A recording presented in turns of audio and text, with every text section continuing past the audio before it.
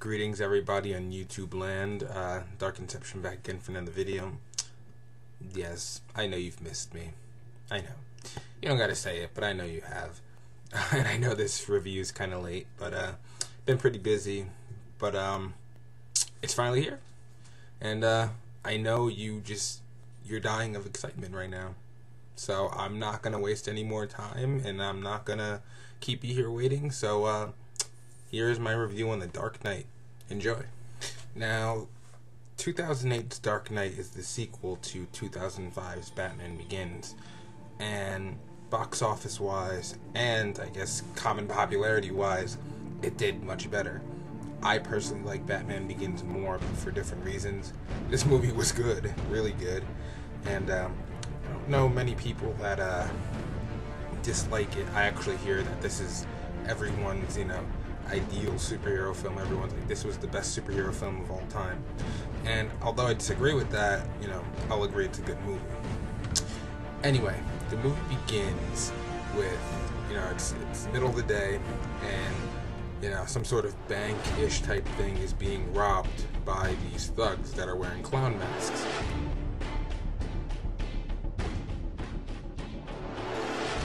It's very interesting how this heist is working, because each thug has their part, which connects to the part that the next thug has, and the next thug has to kill the previous thug.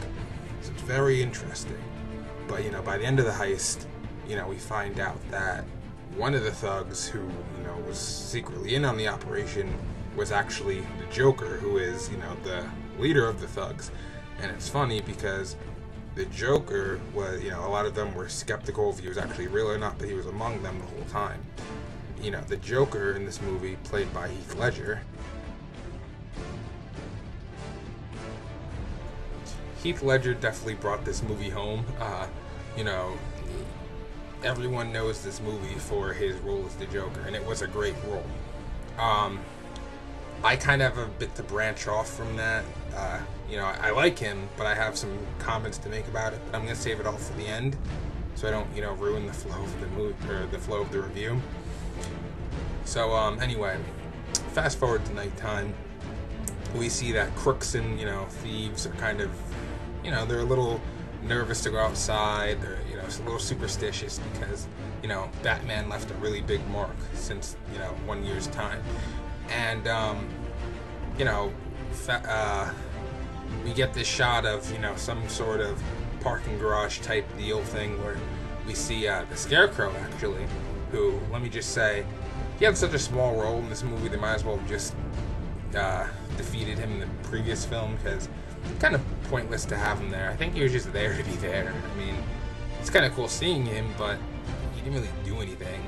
But you see him kind of doing these smuggling type deal thing with these crooks, and they get intercepted by what appear to be fake Batmen.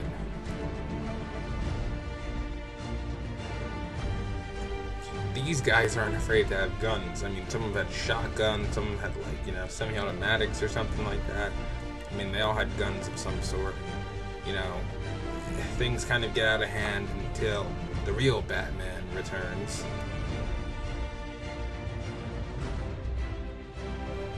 Bruce has a showdown between these thugs, these fake Batman, and Scarecrow. All the while, there's these attack dogs that manage to bite him, and because of that, he realizes that the current Batsuit he has, it has more durability, so it can, it can handle I guess indirect gunshots and some knives. Don't know how he got bit by a dog, but it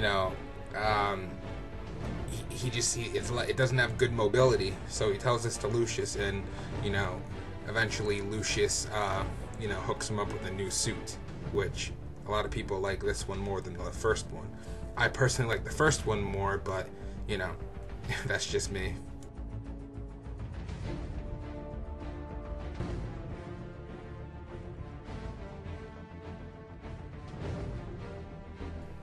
This suit is, it's less durable, but it's more flexible. So, he has more mobility, more speed, I guess, He could turn around more. He could turn his head, you know, etc., etc. And you know, it's a cool suit. I just like the first one a little more, but I still like this one. Anyway,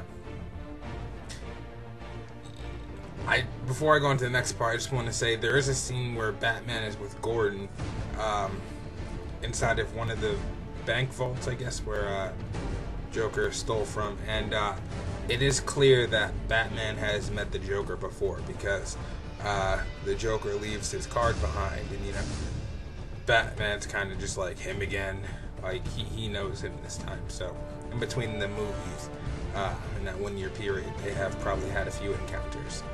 But on to the Joker, we finally get to see a full scene with him, you know, where he's not disguised or anything, and this is where he's meeting with mob bosses.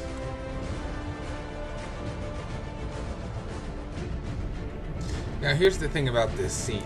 It was phenomenally executed because, you know, it establishes that Joker is not just a common thug.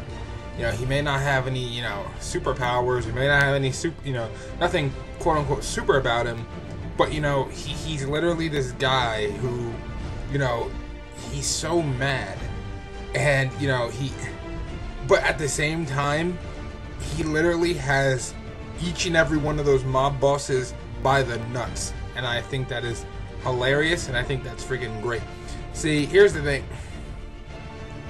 You see all these mob bosses in there, and you know, they're all running like a respective organization, you know, this honor among thieves or whatever, and then here comes this lunatic, you know, waltzing in there. He literally demands all of them around. You know, he's mocking them, you know, one by one, and you know, they can't do anything about it because he has dirt on each and every one of them.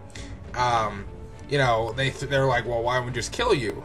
And you know, first, you know, you know, one guy tries to jump him. He does the whole pencil trick, which is, you know, hilarious.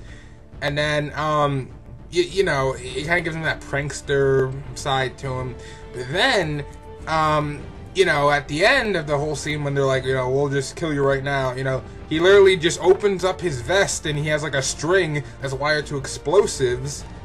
And, you know, it's just kind of like, you know, you can't touch him.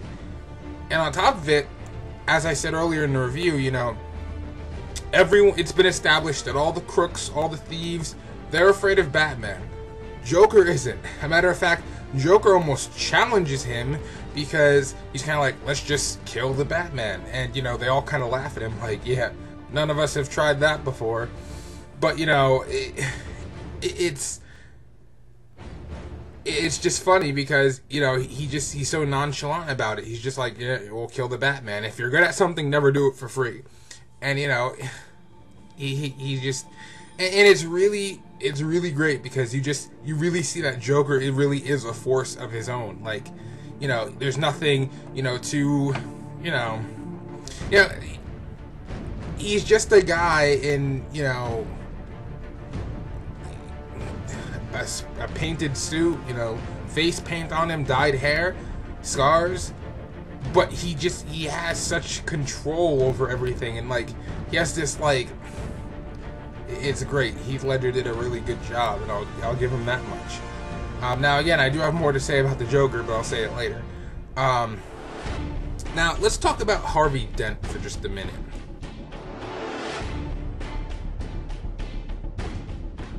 Now, Harvey Dent is played by Aaron Eckhart, and Harvey Dent is where my problems begin to occur. So here's the thing. You know, he can be that pretty boy, you know, district attorney that everybody likes, and that's fine. And he's a very important plot point for multiple reasons in this film. But here's the thing. One, he should have been established in Batman Begins, because I would have much liked, if they wanted to make him Two-Face in this movie, I would have much liked him, to see him at least in Batman Begins, so we could get a little more acquainted with him. Two, I don't know what he's doing with, you know, being Bruce's rival over Rachel, because, you know, him and Bruce were best friends, so I don't really get the whole rival thing. I mean, I guess guess you could make it work for, you know, the films, because, you know, gotta change some things, and having a love, you know, triangle thing, I guess, sells better, and, you know, it makes his fall to Two-Face that much more tragic. But, you know, it's kind of changing you know, kind of something important. Now, the thing that irks me the most, though, is how he became Two-Face. Now, in this film, as I'll explain a little more later on, you know, Joker does the whole, you know, strapping him and Rachel to do 2 separate bombs in 2 separate sides of the city. And, you know, when the bomb blows up, you know, it you know, blows up the building and his face catches on fire, you know, etc., etc. I have no problem with this, but I would have much preferred how they did in the comics. See, in the comics, whenever, you know, they were in court with Sal Maroni, who is a character in the Nolan films, you know, you see, Sal threw acid on Harvey Dent's face, and that's how he became Two-Face in the comics. And they had all the scenes, you know, happening in the Dark Knight. Like, you know, Dent was in court with, you know, Maroni, so I don't really get why they couldn't just push that scene towards later on in the movie and literally have it be a play-by-play of how it happened in the comics. Like, you could have threw the acid on him and everything. I mean, I guess they wanted, you know, Joker to seem that much more malicious by making Joker be the reason behind Two-Face and stuff. And I know, you know, then, you know, he could kind of throw dirt on the scene a little bit to kind of make it look like, you know, Gordon was behind it, or even Batman. But, you know, I think if they could have done the whole, you know, Maroni thing, and it would have, you know, it would have been perfectly accurate to the comics. I mean, now granted, people are going to throw the whole, well, it's a movie, you know, not a comic book, so they got to change some things. And perhaps it's true, but I don't get why you'd have the scene anyway if you're just not going to do it that way. Like, kind of, I don't know, kind of irks me a tiny bit. But, yeah, I have a lot more I got to say about this movie, and we're only scratching the surface, so I'm going to have to bring this to a 2-parter, maybe 3. But, till next time, guys, this was Dark Inception. Thanks for watching. Catch me back for the next part. Peace.